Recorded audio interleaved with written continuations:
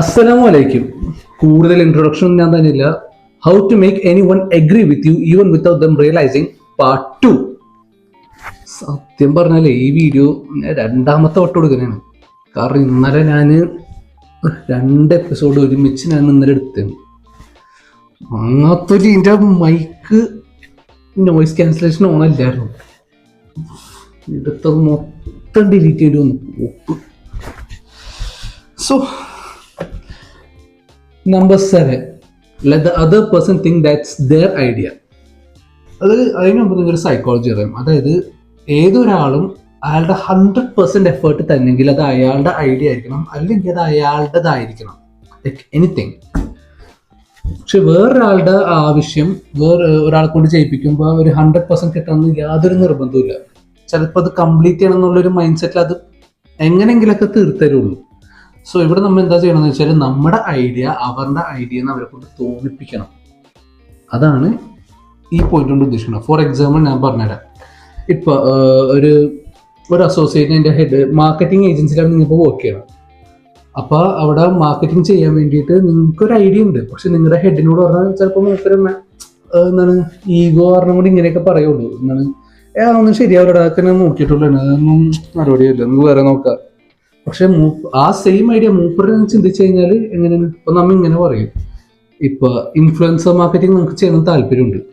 So നമ്മ ഇങ്ങനെ പറയുന്നത്, സാറേ നമ്മുടെ കോമ്പറ്റീറ്റേഴ്സൊക്കെ എല്ലാവരും ഭയങ്കരമായിട്ട് റീച്ചും കിട്ടേണ്ട ഓഡിയൻസ് കിട്ടും, എനിക്ക് അവർ ഇൻഫ്ലുവൻസർ മാർക്കറ്റിംഗ് ചെയ്യണം തോന്നുന്നുണ്ട്, അങ്ങനെയൊക്കെ ചെയ്തവർക്ക് അങ്ങനെയൊക്കെ കിട്ടുമോ? പിന്നെ അത് ഇൻഫ്ലുവൻസർ മാർക്കറ്റിംഗ് അടിപൊളിയാണ്, നല്ല റീച്ച് കിട്ടുന്ന കാര്യമാണ്. ഞാനും കുറച്ച് ദിവസമായപ്പോൾ അതിനെപ്പറ്റി ഞാൻ ആലോചിക്കുന്നത്. ഞാൻ കുറച്ച് ദിവസം അതിനെപ്പറ്റി ഇങ്ങനെ ആലോചിക്കണത്. നമുക്ക് അടുത്ത പ്രാവശ്യം അത് ട്രൈ ചെയ്യാം, നോക്കാം. അപ്പോൾ നിങ്ങളുടെ സീഡ് പ്ലാന്റ് ചെയ്ത് അത് വേറൊരാൾ വളർത്തിയെടുത്ത്. Number 8, try to see things from other persons point of view. ഇതെനിക്ക് പേഴ്സണലി എനിക്ക് എല്ലാവരോടും പറയാനുള്ളത്. അതായത് ഇപ്പോൾ ഒരു ബിസിനസ് ചെയ്യുന്ന ഒരാളാണ് ഞാൻ.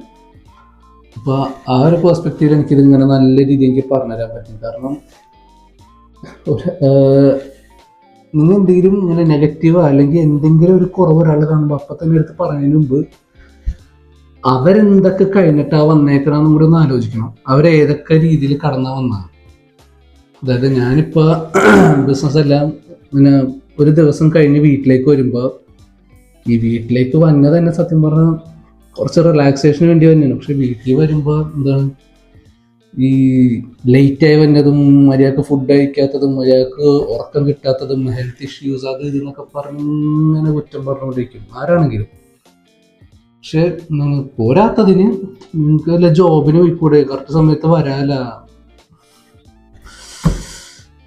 നമ്മ ഒരു കാര്യം ചെയ്യണത് നമുക്കൊരു വിഷൻ വെച്ചിട്ടാണ്, കുറെ എക്സ്പെക്ടേഷൻസും കുറെ ഹോപ്പും വെച്ച് ചെയ്യണം നമ്മ.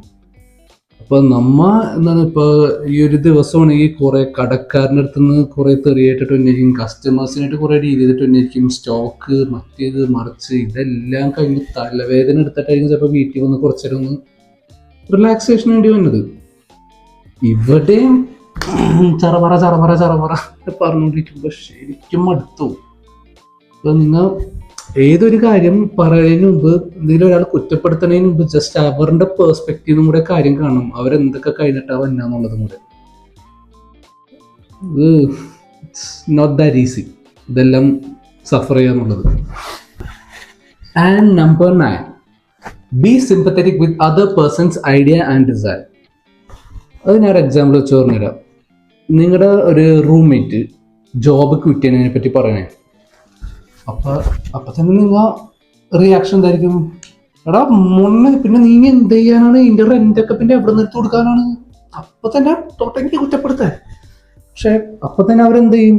ഈ പറഞ്ഞ ആള് ഡിഫെൻസീവ് ആവാൻ തുടങ്ങും. എന്തെങ്കിലുമൊക്കെ തിരിച്ച് ചിലപ്പോൾ പറയാനൊന്നും ഉണ്ടാവില്ല, ബട്ട് എന്നാലും അവരുടെ ഡിഫെൻസീവ് ആവും. അത് ഈഗോ ഇഷ്യൂസ് ആണ് ആക്കുക. സോ അവിടെ എങ്ങനെ പറയേണ്ടതെന്ന് വെച്ചാൽ, ഇപ്പോൾ ഒരാളെ ജോബ് കിട്ടുന്ന കാര്യം പറയുമ്പോൾ എന്താണ് പറയേണ്ടത്?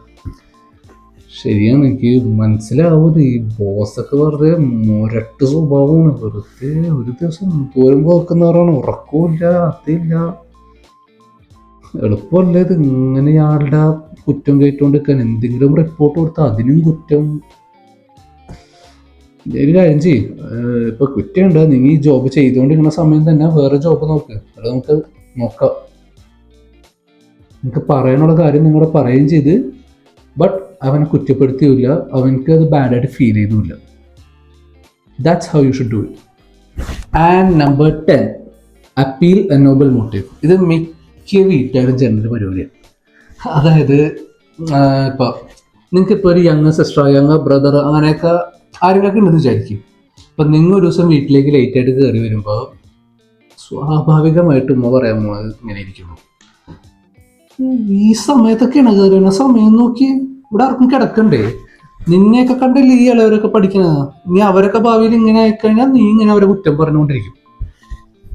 ആ ഒരു സംഭവമില്ലേ, അതായത് നമുക്കൊരു സ്ഥാനം തന്നിട്ട് ആ സ്ഥാനം അത് യൂട്ടിലൈസ് ചെയ്ത് ഒരാളെ പറയൂലേ, ആ സമയത്ത് ചിലപ്പോൾ ഒരു പ്രത്യേക റെസ്പോൺസിബിലിറ്റി ഫീൽ ചെയ്യാൻ തുടങ്ങും ആ ഒരു ഡയലോഗിൽ. അത് പിന്നെ നമ്മൾ ഭാവിയിലാണെങ്കിലും കറക്റ്റ് അതേപോലെ തന്നെ ചെയ്യണമെങ്കിലും നമ്മൾ കൺസിഡർ ചെയ്യാൻ തുടങ്ങും ആ റെസ്പോൺസിബിലിറ്റി. ഈ നേരത്തെ വീട്ടിൽ വന്ന മിമിനൊക്കെ എന്നെ കണ്ടാ പഠിക്കണം എന്നുള്ള ഒരു ഫീൽ, അതാണ് അപ്പീൽ ദ നോബൽ മോട്ടീവ് എന്ന് പറയുന്നത്. Number 11, dramatise your idea. നിങ്ങൾക്ക് എന്തെങ്കിലും ഒരു ഐഡിയ ഉണ്ടെങ്കിൽ അത് കയ്യോടെ അതേപോലെ തന്നെ പറയരുത്. കുറച്ച് ഹൈപ്പ് ഇട്ട്, കുറച്ച് ഫ്യൂച്ചറിസ്റ്റിക് ആയിട്ട്, കുറച്ച് അതൊന്ന് സക്സസ്ഫുള്ളായി ആ ലെവലിലേക്ക് ഒരു ഡ്രാമറ്റൈസ് ചെയ്ത് ഒരു കഥ പറയണ പോലെ ഇങ്ങനെ പറഞ്ഞു കൊടുക്കാൻ പറ്റണം. കാരണം വെറുതെ പറയണതും കുറച്ച് എക്സ്പ്രസ് ചെയ്ത് പറയണതും തമ്മിൽ നല്ല ഡിഫറൻസ് ഉണ്ട്, ആൾക്കാർക്ക് ഉൾക്കൊള്ളണേ. നല്ലൊരു എക്സാമ്പിൾ ഞാൻ പറഞ്ഞുതരാം. ഇപ്പൊ 2 പശുക്കളല്ലേ? അതെ. അത് 4ആയി, 10ആയി, 50ആയി, 100ആയി, 1000ആയി. നമുക്ക് നല്ല ഒരു വീട് കെട്ടണം, ഒരു കാറ് വാങ്ങണം, ഒരു ഫ്രിഡ്ജ്, AC, VCR, TV, നമുക്കങ്ങ് സുഖിക്കണം. അതേപോലെ വേണം പറഞ്ഞത്. ഇനി number 12, throw down A friendly challenge. ഇത് സംഭവം എന്താണെന്ന് വെച്ചാൽ, ഇപ്പോൾ ഒരു ഇതിൽ പറഞ്ഞേ, നിങ്ങളുടെ ഒരു ഫ്രണ്ട് ഇപ്പം നിങ്ങൾ എപ്പോൾ പടത്തിന് പോകുമ്പോഴും അല്ലെങ്കിൽ എവിടെ പോകുമ്പോഴും ഒരുത്തൻ എപ്പോഴും പോസ്റ്റ് തന്നിരിക്കും. കൂട്ടത്തിൽ എല്ലാപ്പോഴും ഒരുത്തനും ഉണ്ടാവും, അവന് എപ്പോൾ നോക്കിയാലും പോസ്റ്റ് തന്നത്. അങ്ങനെ അവന് എന്താണ് ഒരു ഫ്രണ്ട്ലി ചാലഞ്ച് ഇട്ട് കൊടുക്കുക.